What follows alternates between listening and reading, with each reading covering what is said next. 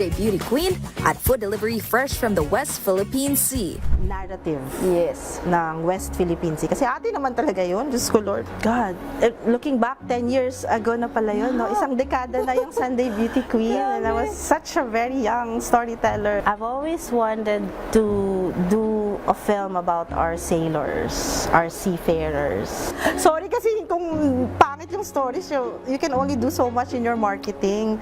First day, last day ka, girl. Alas 12 ng tanghali, dito lang sa DZRH TV.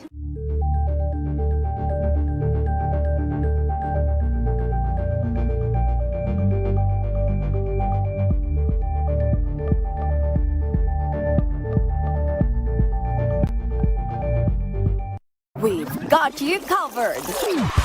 From the hottest hits, exclusive interviews,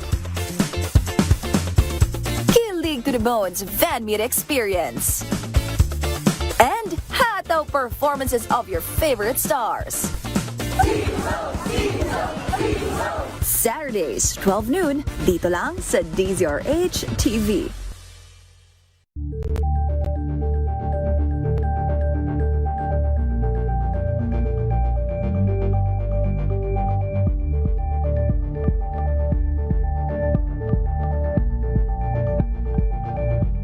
Curious ka ba sa maraming bagay? Kami na ang bahala dyan. Aalamin, tutuklasin at bibigyang linaw namin ang mga katanungang bumabagabag sa inyong isipan. Sa programa kung saan ang bawat sagot ay galing lamang sa mga eksperto.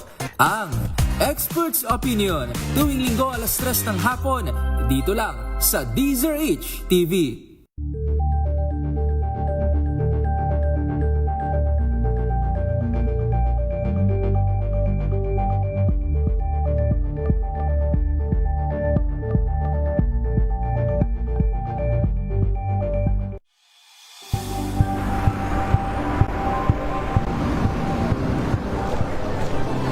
Ating mga eksperto dito lang sa Expert Opinion. Ito ang The Better News. TNVS, trending and Isang kwento, iba't ibang anggulo. Dito sa Point. Bawat pananagutan ating tatalakayin dito sa Hoy, Bawal Yan. Pilipino, dito lang sa DZRH. Match of entertainment and lifestyle. Ito ang MBC TV Network News. Una sa Pilipinas, una sa Pilipino.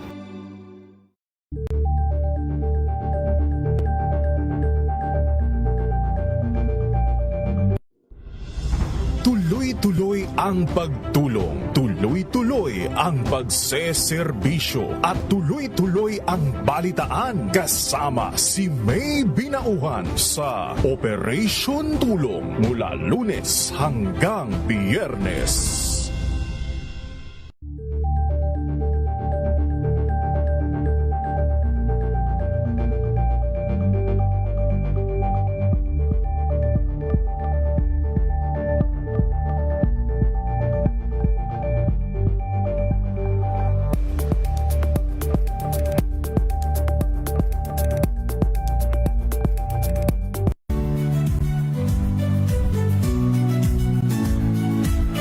Magandang araw mga kaibigan. Ito po ang inyong balerina ng bayan, si Lisa Macuja Elizalde, na nag-aanyaya sa inyong samahan kami at ang aming mga espesyal na panauhin para sa kalahating oras ng masayang kwentuhan sa aming programang Art to Art, kung saan ang usapang sining at kultura ay para sa lahat. Huwag kaliligtaan, tuwing linggo, alas 3:30 ng hapon, dito lamang sa DZRH Radio, DZRH TV, at via online streaming.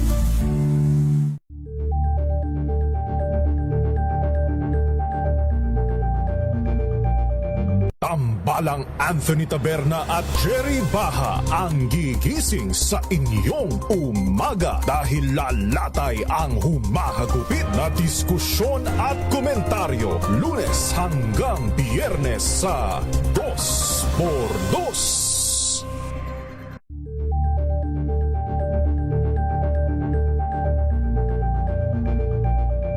Alamin ang mga maiinit na isyung pambayan, mga balitang kailangan mong malaman, usapin sa pamahalaan, politika, ekonomiya at kabuhayan. Ito ang mga dapat mong malaman, pakialaman at pag-uusapan dahil kayo ang... May problema ka ba sa batas? Hihimayin yan ng kumpanyera ng bayan. Attorney Cheryl Adami Molina, si Attorney Cam sa Usapang Legal. Usapang Legal.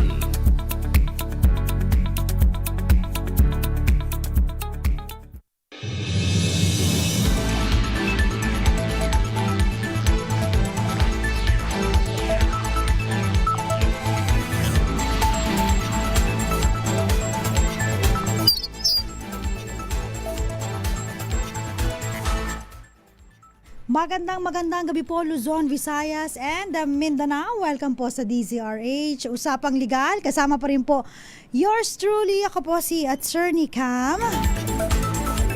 Kamusta po kayo? Ayan, it's Friday today. Alam ko sa inyo, yung mga iba dyan gusto nang umuwi dahil yung mga walang pasok ng Sabado at Linggo, it's a happy weekend. And sa mga papasok pa ng Saturday, tapos Sunday pa yung day off, huwag kalimutan syempre ang Mother's Day. O diba? Mga yung weekend maraming magsa-celebrate ng Mother's Day at ito po ay pagpupugay syempre sa mga nanay. Sabi nga nila kapag ang nanay po ay nanganak, no? Nasa kabilang hukay ang paa, no? Delikado. Kaya lagi pag tinatanong, what is the essence of being a woman? Diba? It's to give birth. Taray! Parang pang question ng diba? Pang question ng Miss Universe. Syempre naman, diba? Ang mga nanay po, inaasahan po yan, no? Na kapag nanganak po, mahirap po talaga. Pero it doesn't necessarily mean na yung mga hindi po nanganak, no, hindi na celebrate ang Mother's Day. Sabi ko nga sa aking asawa, sa aking esposo, the mere fact na tayo ay nagpakasal, ako ang magiging ina ng mga supling mo. Yan. Kahit wala pang supling, no, dapat i-celebrate din ang Mother's Day. At huwag kalimutan yung mga lolo't lola, yung mga grandma and ano ba yung mga yung mga auntie natin. Kasi mga nagse-celebrate po, no, ng pagiging isang ina. Yan, in honor of motherhood. Yan. Happy Mother's Day. Anyway, ngayong gabi po ang topic natin ay may kinalaman sa doble. Sabi nila pagiging ina ay parang din yan, minsan nagiging tatay at the same time. 'Di ba? Kapag nasa trabaho si asawa, si esposo, o kaya naman po, no, single mom, 'di ba? Ang hirap po maging single mom. Kapag ikaw ay single mom, 'di ba? Nanay ka na, tatay ka pa. Doble ang iyong role sa sa iyong anak. Pero itong doble yung pag-uusapan natin ay hindi tungkol sa doble na parenthood, kundi doble na bentahan. Okay. Ano yung doble na bentahan? Kayo ba ay nakarinig na po ng term na double sale? Alam mo, minsan pag doble, ayaw natin yan. Gusto natin, isa lang. Parang pag-ibig lang, 'di ba? Ayaw natin ng dalawa, gusto isa. Ay, bentahan, isahan lang, wag na doble-doble, 'di ba? So, double sale po, no? Ang double sale po ay pagbebenta ng isang property sa magkaibang buyer o yung tinatawag natin na vendee, no? Tapos titignan mo sa kanilang dalawa, sino ang mas matimbang, 'di ba? Alam niyo po kapag ganitong mga transaksyon, yung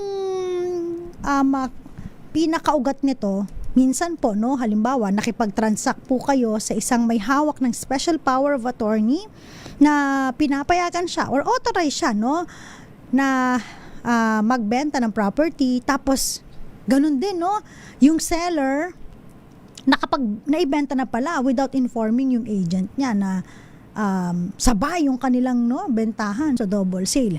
Meron naman po talaga mga greedy, mga sugapa, masasamang tao, manluloko, ano pang kailangan natin sabihin sa mga ganitong example. Kung yung mismong buyer po ay binenta sa iba-ibang tao yung kanyang property, knowing na dapat isa lang dapat ang bentahan niya, alam niya kung kung kani-kanino niya ibinenta, bahala na sila dyan, basta importante nakapagbenta ako, Paano nangyayari to? Minsan po, tiwala, o kaya naman po, kamag-anak, kakilala, kaibigan, nagbebentahan, sulat lang, Minsan nga, sulat sa hangin, tiwala lang, pinadeposit lang yung account, hindi kumuha ng title or titulo ng property. Kasi tandaan po ninyo, di ba, doon sa ating previous discussion, kapag magbebentahan ka, kaliwaan dapat yan. Bayad ka, kunin mo yung titulo. Kasi po, ang titulo po ng lupa ay 2 kopya lang yan. Isa po sa Registry of Deeds, isa rin po sa owner, yung kopya niya. Ngayon, kung bebentahan ka, tapos babayaran mo at hindi ibibigay sa yung titulo, mag-isip-isip ka, di ba? Number 1, again, exercise due diligence. Tignan mo kung yung titulong ibibigay ba, baka naman canceled na yan, ha? Napulot lang na titulo yan, tapos nawala pala, binenta sa'yo, okay, ninakaw lang yung titulo, binenta sa'yo, yun ang problema natin doon, okay? So, exercise due diligence, i-check po sa Registry of Deeds, kumuha po ng certified true copy, para po makita kung ano po yung history ng property na iyong bibilhin. Kahit sino po, pwede kumuha nito. Ito po talaga ay in public para po sa mga interested buyer dun sa property. So may history sila. Makikita mo yan. May annotation, encumbrances, o kaya naman canceled na yung titulo na ipinapakita sa'yo. Pagkatapos, syempre, check mo yung property, kung sino nakatira, sino nakapossess. Baka naman hindi yung may-ari, baka iba pala. So, at least, kita mo kung ano ba to, vacant ba to o hindi, diba? So, importante po yan. So, again po, dapat, kapag bibili ng property, magkakabayaran, kaliwaan. So, pirma ng deed of sale, kunin yung titulo. Kaya po nagkakaroon ng double sale, o kaya triple sale, o kaya quadruple sale, o kaya multiple sale. Kasi po, hindi po siguro kinukuha ng mga buyer yung title dahil nga, again, tiwala lang. O kaya pinakitaan lang po sila nung certified true copy, yung kulay blue, na sinasabi po natin na galing sa LRA. Pag pinakitaan sila, akala nila okay na yon. Hindi po, hanapin nyo po yung original na titulo. Okay? Tapos, ano pang gagawin ninyo? Kapag Xerox lang, certified true copy lang, ay nako, tagilid po kayo dyan. So, kapag naniwala po, minsan, mga kababayan pa natin sa mga OFWs, sila po kasi yung mga laging gusto mag-invest, gustong yung perang pinaghirapan nila abroad, meron namang makikitang output dito sa Pilipinas, o kaya meron namang makikitang parang investment dito sa Pilipinas. So ang ginagawa po nila, simple lang, pinapadala yung pera, tapos pinapapirma yung kamag-anak, o minsan nga kamag-anak na nila, doon sila bibili, tapos yung kamag-anak pa yung maninira doon sa kanilang usapan. So may mga ganong sitwasyon. Real talk po yan. So, kaya po nagkakaroon ng double sale. So, kung ikaw ay nasa sitwasyon na ganito, sakit, di ba? Yung tipong akala mo, nabili mo good title. Akala mo, malilipat, matatransfer sa'yo ang title. Akala mo, yung pinaghirapan mo, investment mo, may magandang maidudulot, magkakaroon ka ng sariling title. Pero wala. Ganon, ha? Mahahabol mo pa ba yon? Paano kung magtatago na? Siyempre, ang tao pong nanlalamang, ang taong mga manluloko, ang taong mga scammer. mga fraud, yan ha. Ang ginagawa po niya, pag nakapanglaman na, magtatago na yan. Instinct nila yan Magpapalit ng cellphone number, magpapalit ng pangalan dun sa may Facebook, magde-deactivate, o kaya naman, kung ano-ano pa. Grabe yung mga scammer na yan. Paano mo pa mamahabol yung perang pinaghirapan mo? Stress lang, no? Alam naman natin, ayaw natin ng stress. Imbis na okay sana, no? Kaya mas maigi lagi, kumonsulta po kayo sa mga abogado. Total naman, milyon-milyon ang papakawalan nyo dito. Consultation lang po, no? Sa mga abogado. Kung paano po kayo magkakaroon ng tamang proseso, tamang transaction, para in case po, no, na magbitiw kayo ng pera, secure ang inyong karapatan, no? Meron kang deed of sale, inonotarize po ninyo, and of course, meron kang titulo. At before that, nag-execute ka ng due diligence. Okay. Kung halimbawa po, no, yung mga, syempre, yung mga na biktima po ng double sale, ayan ha, sasabihin nila, sino sa aming dalawa ang mas may karapatan? Kung hindi man kayo dalawa, baka tatlo pa kayong buyer or vendee, no? Sino? Ano ba to? Ang gagawin ba natin dito? Bato, pick? O kaya naman, toss coin? O kaya naman, sige, pataasan na lang ng makukuhang card sa baraha. Yung pinakamataas, yun yung kanya tong property na to. Pwede ba yun? No? Na-anticipate na po ng ating batas yan. Ayan. Kaya naman, meron na pong parang order of priority kung sino po ang kikilalanin na mas may K o merong mas karapatan, no, sa inyong tatlo o sa inyong dalawa. Kung kayo po ay nabiktima, no, ng bentahan na iisang property, isang buyer, isang seller, pero marami ang buyers. Okay, sabi po sa ating batas, in case na meron pong ganito, double sale, no? Kung sino daw po ang makapagparehistro in good faith, diba? Merong good faith. Ibig sabihin ng good faith, wala kang kamalayan na meron palang bentahan uli ng nasabing property. Okay? Ibig sabihin, ikaw hindi, halimbawa, ikaw yung isang buyer, nabenta ko na to pero i-register mo na para mauna ka, mas may karapatan ka. Hindi po pwede yun. In good faith, dapat wala kang kamalayan. So, ibig sabihin, kung tatlo kayo na pinagbentahan, ano bang date ngayon? 8, no? May 5, sige, 6 na lang. May 6 yung isa, May 7 yung isa, May 8 ka. Okay? Sino sa inyong tatlo ang magpaparehistro ng sale in good faith? Kung halimbawa, yung nagparehistro po, no, 6, 7, 8 yung petsa, nagparehistro ng May 7. Ito si May 6 kasi na nag-execute ng deed of sale, May 6. Sabi niya, ay okay na to. Petix na ako kasi may deed of sale na ako.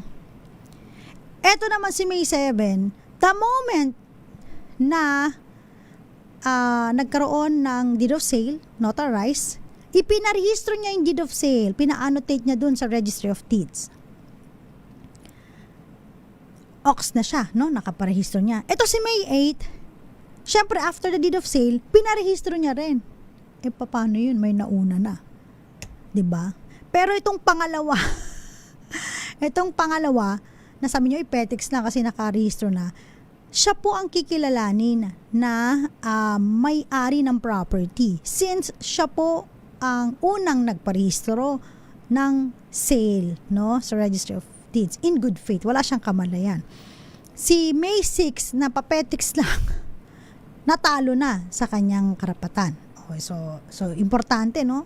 Sino makapagparehistro ng sale in good faith. Pangalawa, halimbawa silang tatlo, hindi sila nakapagparehistro. So nagkaroon ng confrontation, no? Wala sila, pare-pareho silang hindi nagparehistro ng sale. Eto na. Si May 8, si May 8 naman, na si May 8 po, na deed of sale na notarize, nag-possess dun sa property. Ibig sabihin, ang ginawa niya po ay pumwesto na, inoccupy niya na yung property. So kung wala po sa kanilang tatlo ang nakapagparehistro, etong unang nakapossess sa property, in good faith, hindi niya rin alam na may bentahan pa palang iba. So siya po ang magiging may-ari ng property. Okay.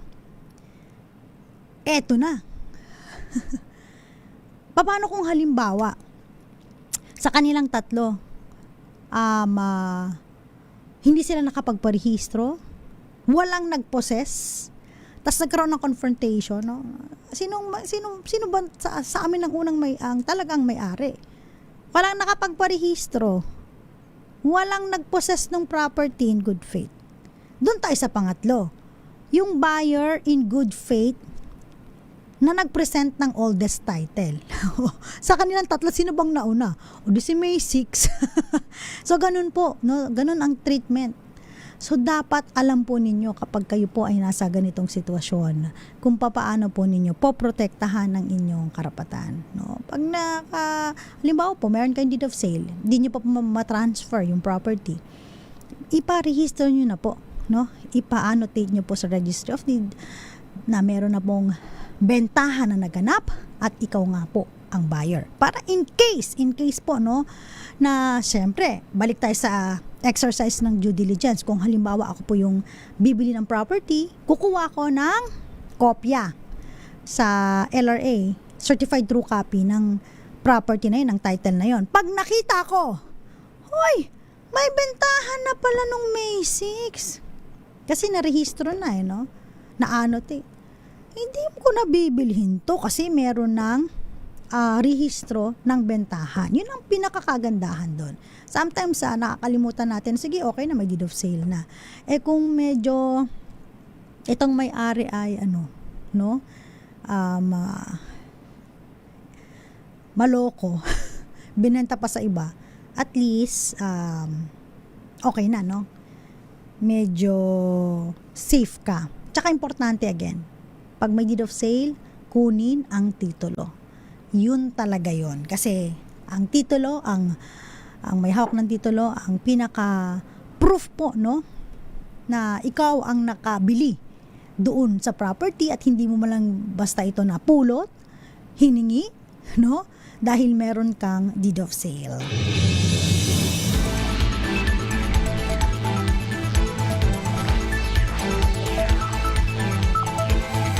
Pag-shoutout muna tayo sa mga nanonood po ngayong gabi po. Siyempre, magandang gabi po. Sa patuloy na pagtutok, Romel Livid. Happy weekend! Happy Friday daw sa ating lahat. Ganun din po kay Violeta Zambrano, Magdalena Martin. Good evening po. Always listening and tuning in po sa DZRH. At Irene Almodovar, magandang gabi po. Florence Regalo, Tatay Will, Papa Will, and Mama Jovita. Rowell Resyo, good evening din po. Yung mga nakikinig po dyan sa may Pila, Laguna, magandang gabi po. Dyan din po sa may Vera Catanduanes, Nanay Connie, and of course sa may Ilocos, kamusta po kayo dyan? Kina Tita Arlinda Agloco and kay Tita Emma Mangoma. Happy 60th birthday sa Mr. daw po ni Tita Emma Mangoma. And syempre Melvin Letrodo, maupay nga gabi po. Maraming salamat po sa inyo, Attorney Cam. Salamat din po sa pakikinig. Marami daw silang natutunan. Thank you so much. Ayan. At maupay nga gabi. At syempre, shout out din po kay Joel Aklan. And ganun din po sa ating mga HOA officer dyan sa may Venetia, Sita Italia, dahil meron daw silang bagong pickleball. Marilyn Tison, shout out din po, and Robinson Cervantes na nanonood po dyan po sa Maynara, Palawan. Uy, abangan po ninyo. Siyempre yung Love Radio Palawan dyan, yung mga, si DJ Chris, magandang gabi po. Shoutout po sa Botolan, Zambales, sabi ni Henry. Babalik po tayo. Ilan po muna mga paalala. Diyan lamang po kayo. Nakakasama niyo pa rin po. Ako po sa Attorney Cam para sa DZRH. Usapang Legal. 6:55 na po ng gabi.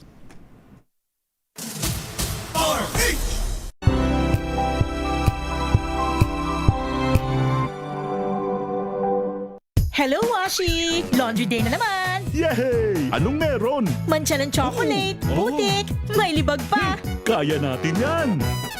With Pride Washing Machine Detergent, may triple stain-away formula. Tanggal ang makapit, madikit, at malupit na dumit mancha. Kaya easy-easy ang labada. Mula noon hanggang ngayon! All you need is pride. All you need is pride. ACS.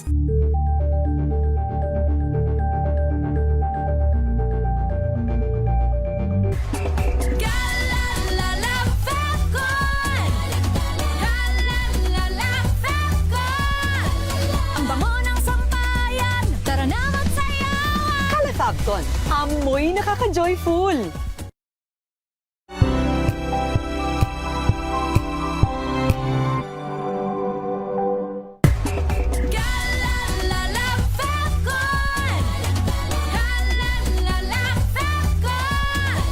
Ang bango ng sampayan, tara na magsayawan. Kala Fabcon, amoy nakaka-joyful.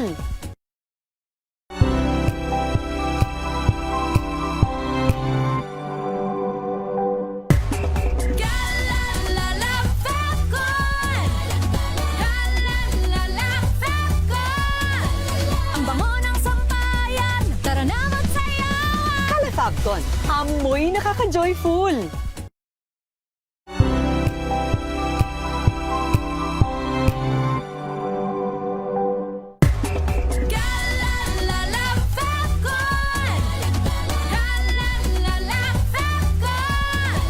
Ang bango ng sampayan, tara na magsayawan. Kala Fabcon, amoy nakaka-joyful.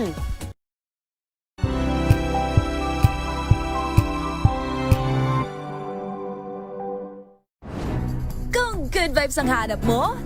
Dito ka na sa sigurado! Mula sa mga istoryang nagbibigay ng inspirasyon hanggang sa mga kwentong may dalang solusyon. Mga balitang pampagaan, pakiramdam at pampaganda ng araw. Hindi lang basta good news, kundi the better news. Mula Lunes hanggang Biyernes, 1:00 ng tanghali sa DZRH TV.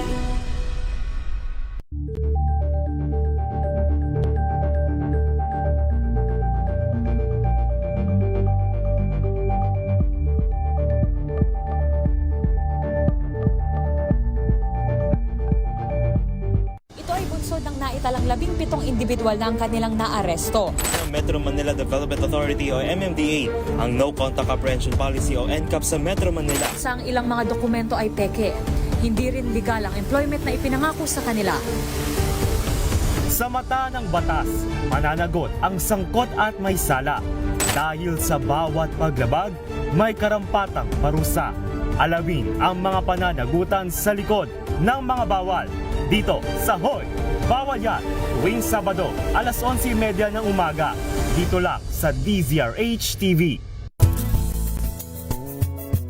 Number 1 na naman ang inyong DZRH sa latest survey ng Kantar Media na inilabas nitong January 2026. Hindi lang sa Metro Manila, kundi pati rin sa Mega Manila. Patunay na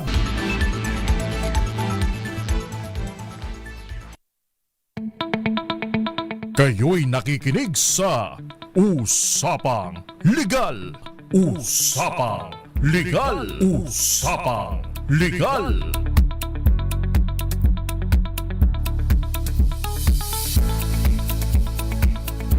Nagbabalik po ang DZRH Usapang Legal, kasama pa rin po yours truly, ako po si Attorney Cam. Pinag-uusapan pa rin po natin double sale. Ayan. Ayaw nyo pa? triple sale, quadruple sale, or multiple sale. Bentahan na ng property kung saan marami po ang buyers o kaya naman po yung vendees. Anyway, bago tayo tumuloy, tawag muna tayo ng report mula kay Noche Kakas, kay RH27, 20 Pinoy na biktima po ng human trafficking. Ligtas na nakauwi na po ng Pilipinas ayon po sa Department of Migrant Workers. Ang buong detalye RH27, good news to. Noche Kakas, ibalita mo nga Noche. Attorney Cam, ligtas nang nakabalik ng Pilipinas ang 20 Pilipino na biktima ng human trafficking mula sa Cambodia. Ito ay bahagi pa rin ng repatriation effort ng Department of Migrant Workers. Dumating sa Ninoy Aquino International Airport Terminal 1 sa Pasay City sakay ng isang flight mula Tekno International Airport sa Phnom Penh, Cambodia. Tumanggap sila ng tulong para sa kanilang recovery at reintegration. Kabilang na dito ang financial at welfare support mula sa DMW at OWA at iba pang government agencies. Kasabay naman nito, muling pinaalala ng Department of Migrant Workers sa mga Pinoy na mag-ingat sa pagkuha ng alok na trabaho online. Nag-offer ng malaking sweldo na pwedeng ikapahamak nila o ikapahamak na ang bagsak ay sa mga scam hubs. Samantala, Attorney Cam, nasa loob pa rin ng NBI detention facility dito sa Muntinlupa City si PGMN founder CEO Franco Mabanta at apat na iba pa. Ayon sa counsel na si Attorney Bernice Rodriguez ay very good naman sila, hopefully makapagbigay sila ng magandang update sa ating mga kasamahan o sa media. So, batay dito sa kanyang pahayag, nasa 120,000 per person ang piyansa sa bawat isa sa kanila. Hindi na sinagot ni Attorney Rodriguez kung posible bang mag-weekend dito sa NBI detention facility itong si Franco Mabanta at ang apat na iba pa. Exhausting sabi ni attorney ay exhausting every possible legal remedy ay ginagawa nila ng paraan ng anumang posibleng remedyo para dito sa kanyang mga kliyente. So yun muna ang update mula din dito sa may NBI detention facility sa NBP Building 14 sa lungsod ng Muntinlupa. RH27, Noche Kakas, DCRH, una sa Pilipinas, una sa Pilipino. Maraming salamat RH27, Noche Kakas.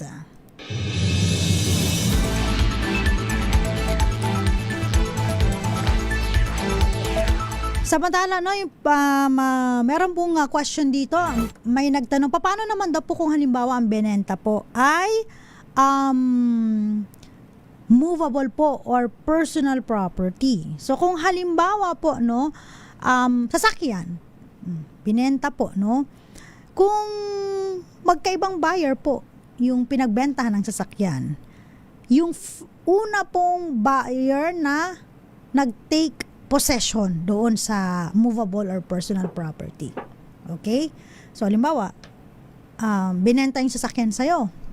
Tapos binenta rin sa kabila. Pero yung kabila, kinuha na yung sasakyan. So, kung sino pong unang possessor ng movable property. Ibig sabihin, ikaw ba na bibili ng property?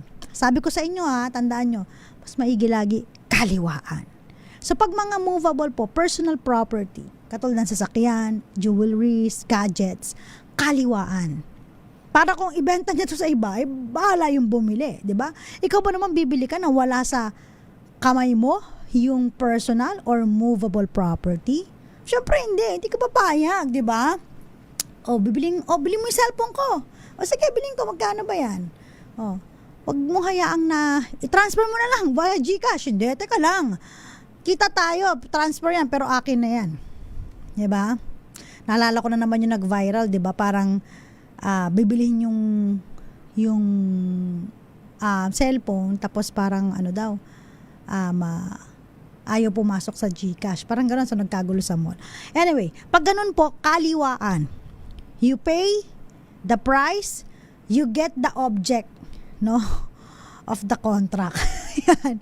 Kunin mo, ano ba yung binibenta sa'yo, no? Mas maigi po yun. Yun ang rule kapag movable. Pero, bakit po sa may real properties or immovable properties, kung sino ang nakapagparehistro, yun ang magmamayari. Kasi meron po tayong kasabihan first in time, stronger in right. Taray. First in time, unang makapagparehistro, stronger in right. Mas malakas ang kanyang karapatan. Hindi ba? Usapang Legal.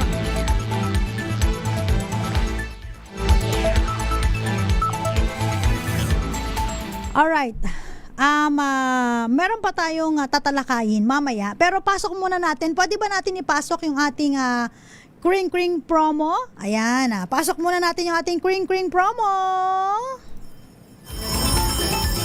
Makinig maigi! Ito na ang chance mo na manalo ng instant 500 pesos kapag narinig mo na ang mahiwagang Kring Kring. Tignan mo na ang iyong cellphone, baka ikaw na ang susunod naming winner sa Kring Kring Panalo Malakas sa telepono. Para sumali, bisitahin ang Facebook page ng DZRH, fill up pa ng Google Sheet na nakapin sa DZRH FB page at hintayin ang aming tawag sa telepono. Kring Kring na! Para sa ating DZRH Kring Kring promo, sa mga gusto pong manalo ng 500 pesos, ihanda na po ang inyong mga telepono dahil baka ikaw na po ang sunod namin tawagan. Telepono, cellphone, yan, no? Tawag namin telepono, no? Cellphone nyo, handa nyo na. Hintayin lang po ang mahiwagang Kring Kring para magkaroon po ng chance na manalo sa aming Kring Kring promo. Malakas sa telepono promo. Ayan, meron na po kami. Ready na ba ang ating winner? Dahil meron na po kami natawagan. Ano kayang pangalan tsaka taga saan siya? Magandang gabi sa iyo. Ano pong pangalan? Leda Santos po, from Nuecia. Ilang taon na si Miss Leda Santos? 31 po. 41. Leda? 31. 31. Ayan, sorry, bingi lang po. Ready ka na, Leda? Apo, ma'am. Pero bago yan, paano mo muna lalaman itong ating Kring Kring promo? Nakita ko lang po sa mga Facebook friends ko na share. Na-share? O share mo rin para marami pang makasali sa ating Kring Kring promo. Ang ating question, ano ang kauna-unahang radyo sa Pilipinas? DZRH. DZRH, ayan. Next time ang itatanong namin, sabihin mo sa mga kasamahan mo ha, ilang years na ang DZRH? Ngayong July 15, 2026. Ibubulong mo yung sagot, sabihin mo 87 years, ha? Okay. Okay, sige. Maraming salamat. Congratulations. Nanalo ka ng 500 pesos. Huwag mo ibababa ang telepono para mabigyan ka ng instruction ni Don Carlos Bagtas. ang aming sponsor dito sa Kring Kring promo at kung paano mo ito makukuha. Yan. Sa mga gusto pong manalo sa ating Kring Kring promo in celebration pa rin ng ating padating na 87th anniversary. Ayan ha, punta lang po kayo sa aming Facebook page sa DZRH News at tignan po ang aming pin post. Mag-register lang po online, ilagay po ang inyong tamang cellphone number at baka ikaw na po ang mapalad na manalo ng 500 pesos.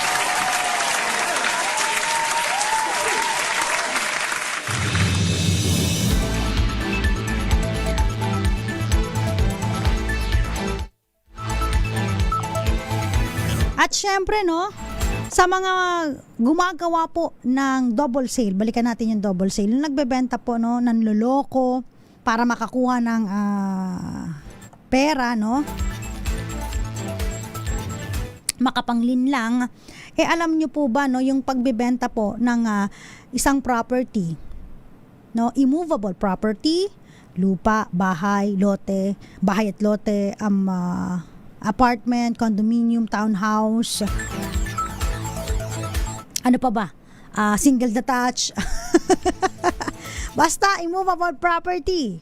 Kapag yan po ay binenta nyo sa maraming tao para kayo po ay makapanloko at makakuha ng pera, pwede po kayong makasuhan ng kasong estafa na pinaparusahan po ng Revised Penal Code. Isang uri po yan ng panloloko. Tandaan po ninyo, kaya kayong mga nagbebenta po ng mga property na gusto ninyong makapanlamang, makapanloko, makapandaya, gahaman, dami na sinabi. Galit na galit yan, Gina, nakakagalit kasi kung pera mo yun buyer ka tapos niloko ka, diba? At pinagkatiwalaan mo, binigay mo yung trust mo 100%, tapos biglang niya unfriend ka. Yung pala, niloko ka na kasi hindi niya mabibigay sa yung property kasi, at saka hindi tulo kasi binigay niya doon sa iba. So, ikaw ay naloko, no? Pwedeng kasahan niya kasuhan niya ng estafa. Nanloloko kayo para kayo ay makapanlamang at makakuha ng pera sa ibang tao, So dapat po alisin sa isipan yung pagbebenta. Isa lang po, wag dalawa-dalawa, tatlo-tatlo at marami pang iba. Okay? At meron pang question dito, attorney, may tanong siya. Papaano po kung halimbawa yung isa po may contract to sell? Yan, magandang question to. Tapos, nagkataon po na hindi po na nabili in due time, naibenta po sa iba. Ito po ba ay double sale? Pwede po ba naming mahabol yung pera namin? Okay. Ang contract to sell po kasi, no, ito po ay kontrata ng bentahan, pero hindi po ito yung parang buong bentahan, kasi parang ito po binabayaran nyo merong down payment, yung tinatawag natin na earnest money, tapos maaaring hulug-hulugan, installment, tapos pagkatapos bayaran ng 1 year, 2 years, kahit kailan, 5 years. At the end of the term, no, nabayaran mo siya, 5 years, okay, 1 year, mag-e-execute kayo ng deed of absolute sale. So, magkaiba po ito. Hindi po ito kaso ng double sale. Kasi, sabi nga kanina, hindi po natuloy ang bentahan sa contract to sell kasi at that time, no, kasi meron po yung due date Pag hindi nyo po nabayaran yan, breach of contract ka na, no? Tignan nyo po kung ano nakalagay sa contract to sell nyo pag breach of contract. Ibig sabihin kung hindi mo na-produce, maaari bang i-refund dapat ang pera mo na 50% na lang, 70%, ganon? Or ano ba ang inyong usapan? So, dapat alam nyo yan. Kasi, hindi mo po pwedeng igiit doon sa seller na may contract to sell tayo. Kasi, kahit may contract to sell tayo, breach ka nga hindi mo natupad yung usapan. Hindi nito mapepreclude yung seller na ibenta to sa iba. Kasi nga, kaya nga nito binibenta para nangangailangan siya ng pera. No? Pag binenta niya sa iba, hindi ito double sale. Kasi sa'yo, wala pa talagang sale. Contract to sell pa lang. Kontrata ng usapan ng bentahan. Parang ganon. Hindi pa siya talaga yung deed of absolute sale. So, wala pong double sale sa kasong ito, no? So sa lahat po ng mga ganito ang arrangement, hindi mo na kayang bayaran ng buo kasi syempre alam naman natin mahal po, di ba talaga? So may mga iba po ang ginagawa, contract to sell muna. So down payment, kunyari ang property po ay worth 2.5 million, down ka ng 500,000, tapos pwedeng bayaran mo within 3 months kasi nag-apply ka sa bangko ng loan, no? Para mabayaran siya, pwede yun. Pag ganoon, pwede mong ipa-manager's check yan, diretso mo sa pangalan niya, kahit hindi na sa'yo. Para, diretso na yung bentahan ninyo, no? Wala ka ng bitbit na pera. Kasi kapag ikaw pa, i-encash mo pa, tapos, i-transfer mo ba sa kanya. So, pag mga manager's check, pwede yan. So, ganun po, no? Kung hindi kaya ng buo, double check the contract to sell. Again, pwede kayong pumunta sa abogado magpagawa kayo ng contract to sell base po sa inyong understanding, mutual understanding, kayong dalawa, both parties, sakaling hanggang kailan babayaran yung remaining balance at magkano ang marirefund kung sakaling hindi matuloy at or kaya naman kung may delay, meron bang additional penalty. So nasa inyo po yan. Mamaya po, no? Again, pag-usapan pa rin po natin, may kinalaman sa bentahan, double sale ng property, no? Dalawang buyer or vendee na dapat po ay hindi ginagawa kasi po yung seller ay maaaring makasuhan ng estafa under revised penal code. Okay? Babalik tayo, oras po natin, no? 7:16, kasama pa rin po. Ako po si Attorney Cam para sa DZRH, Usapang Legal. This time check is brought to you by ACS Manufacturing Corporation.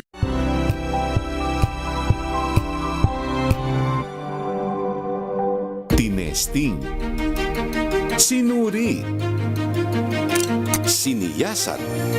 Ang resulta, super effective ang Shield sa pagpatay ng bakterya at virus. Shield Antibacterial Soap. Believe ang mga eksperto sa Philippine Nurses Association. At si Mami, Tiwala ako sa Shield. Shield Antibacterial Soap. Napatunayang mabisa.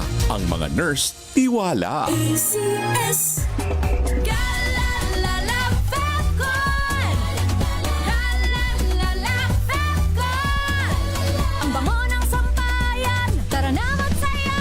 Calefabton, amoy nakaka-joyful. Sa lahat ng bagay, simula pa lang, siguraduhing max protection na. Kasi pag kulang ang proteksyon, baka madaling masira. Sa ngipin, dapat may max protection din. Max sa alaga ng Unique Toothpaste. With Max Protect Formula, helps stop cavities before they start, while keeping breath fresh. Try Unique Maximum Fluoride Protection. Para max alaga, max protektado. ACS.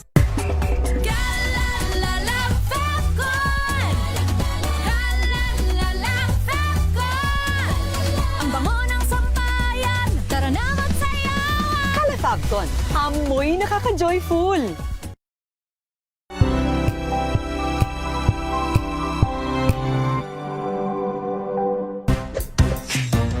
Galing-galing mo, Smart dishwashing paste ko, pritong ulam na masebo, plato ng kaldero, tanggaling for everyday. Ganyan pag smart ang dishwashing paste. May double tanggaling formula. Tanggal ang sebo, tanggal ang bakterya. Pahit para walang bahid, linis fantastic sa metal at plastic, number one ko to. Tanggaling-galing mo, Smart dishwashing paste. ACS. Dati-rati maraming pamilyang Pilipino ang kapos. May mga magulang na hindi alam kung saan kukuha ng makakain. Sa ayuda naman, matagal sila naghihintay bago makakuha. Kapag may kalamidad, ang relief goods, mano-manong inihahanda, kaya matagal dumating. Ng ating walang gutom program. Kaya malinaw ang utos ni Pangulong Ferdinand Marcos Jr. Ilapit ang tulong, pabilisin ng serbisyo, siguraduhin may nakakain ang bawat pamilyang Pilipino. Direktiba ng ating Pangulo, siguraduhin dapat una wala ng pamilyang Pilipino na nagugutom para maging bahagi sila ng productive workforce. Nitong nakaraang linggo, personal na sinuri ng Pangulo ang pagpapatupad nito.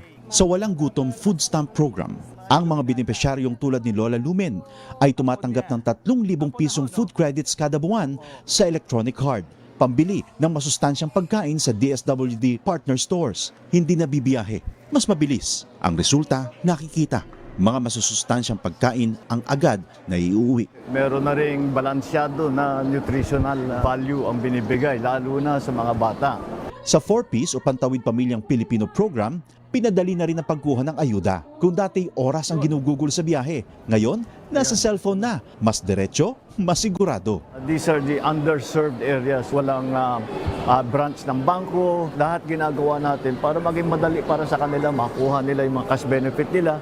Sa oras naman ng sakuna, mas mabilis na rin ang responde dahil sa mas maayos na paghahanda at mass production ng relief goods. Kung dati ilang araw ang hinihintay, ngayon sa loob na lang ng ilang oras na ipadadala na ang tulong. Ito ang malinaw na resulta. Mas mabilis sa serbisyo, mas malapit sa tao, at mas nararamdaman sa araw-araw. Sa buong bansa, tuloy-tuloy ang trabaho. Isa-isang inaayos sa mga bagay na magpapagaan sa buhay ng mga Pilipino dahil walang Pilipino ang dapat magutom, mapabayaan, walang maiiwan. Salamat, President. Salamat.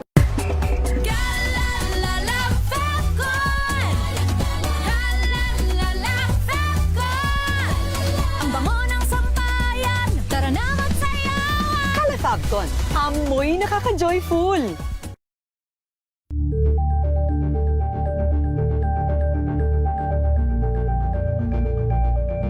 Wow, ang saya. Isang barangay na labada, puro mancha pa. Goodbye, pahinga. Mommy, isang laba lang yan sa Pride Bar Blue. May powerful stain-away enzymes na malupit sa dunit mancha. At di masakit sa kamay. Isang laba lang yan. Hello, pahinga. Hello, Pride Bar Blue. ACS. May nagbago. May arte. May budget. Akala nyo lang yon. So solid. White Rose Papaya. Wow, White Rose. White Rose Papaya. Wow, White Rose. White Rose Papaya. May glow up with White Rose Papaya. White Rose Papaya. May puti power times 2 kasi may papaya at niacinamide. May shea butter and tea tree oil pa. Kutis sulit ang glow up. Glow up with White Rose Papaya. White Rose Papaya. Kutis sulit ang glow up. ACS.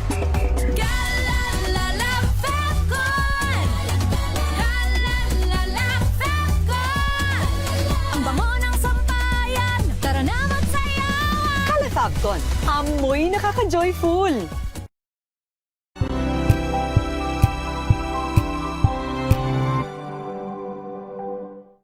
Maagang balitaan, maagang usapan sa mga issue at balita. Kasama si Kuya Angelo Palmones sa Magandang Umaga Pilipinas. Mula Lunes hanggang Biyernes.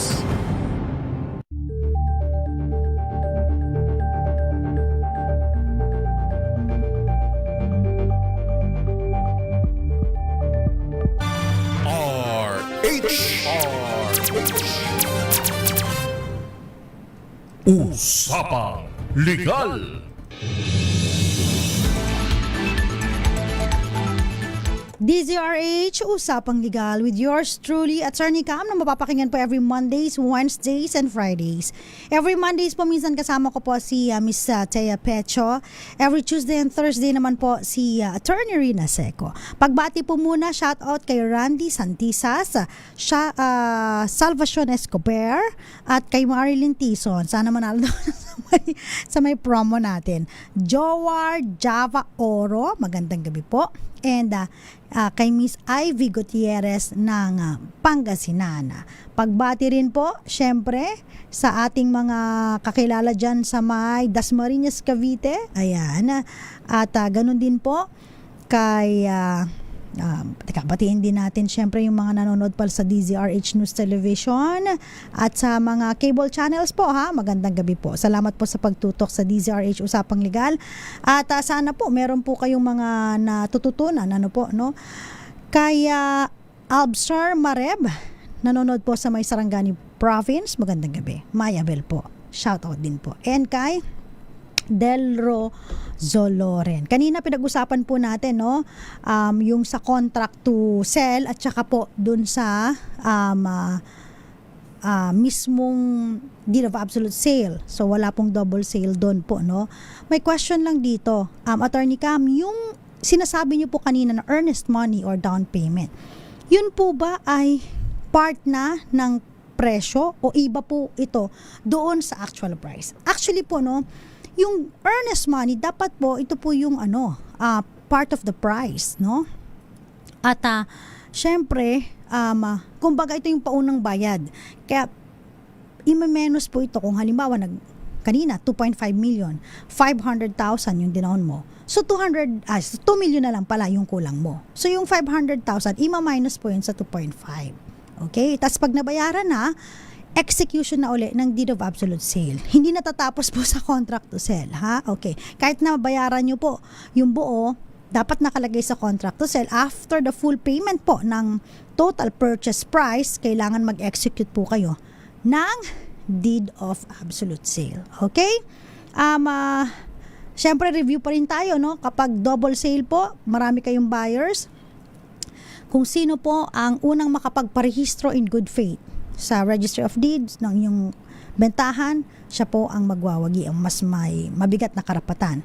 Kung wala naman po nakapagparehistro, kung sino po ang unang nagposes, pumwesto dun sa property, at kung wala rin pong nagposes, no, yung makapag-produce po ng oldest title. So, yun po ang magmamayari. So, ganun po. Again po, para maiwasan po ang double sale, kailangan po kunin po ninyo ang original title, no, dun sa may-ari. At kapag kayo po ay bibili naman po ng property, make sure kaliwaan, pag walang na-produce yung owner ng title, huwag niyong ibibigay yung pera. Okay? Maaaring na ibenta niya na to sa iba at kinuha na yung titulo. At exercise due diligence, ibig sabihin, pag kayo po bibili ng property, make sure get the certified true copy para malaman po ninyo ang history ng property, and of course yung check kung sino po nakaposes. Lagi natin sinasabi yan para paulit-ulit, para hindi po makalimutan ng ating mga kababayan at para hindi po sila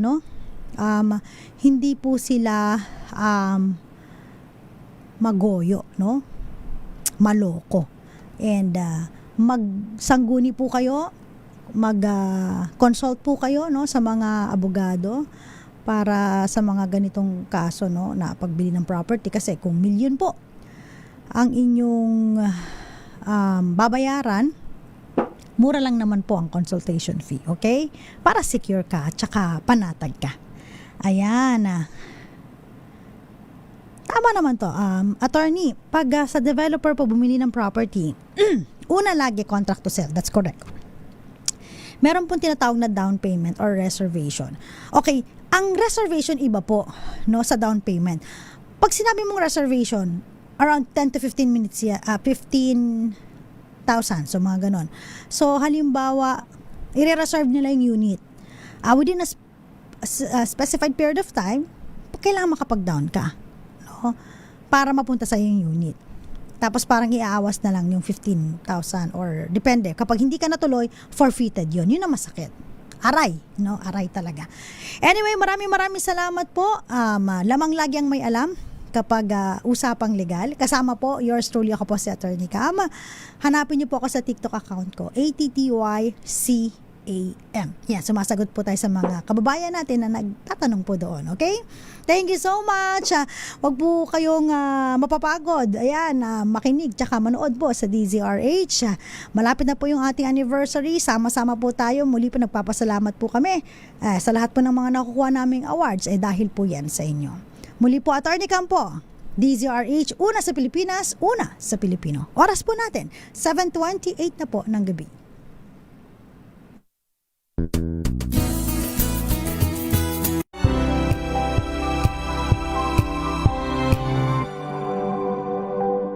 Hello, Washi! Laundry day na naman! Yay! Anong meron? Mancha ng chocolate, putik, may libag pa! Kaya natin yan! With Pride Washing Machine Detergent, may triple stain-away formula. Tanggalang makapit, madikit, at malupit na tumitmancha. Kaya easy-easy ang labada. Mula noon hanggang ngayon! All you need is pride! All you need is pride! ACS!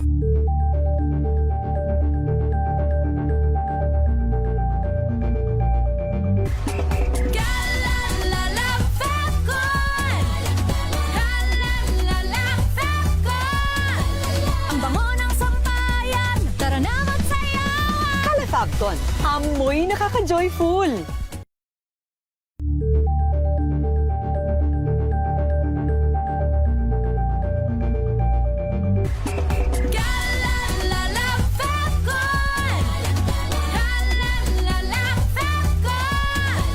Ang bango ng sampayan, tara na magsayawan! Fabton, Amoy nakaka-joyful!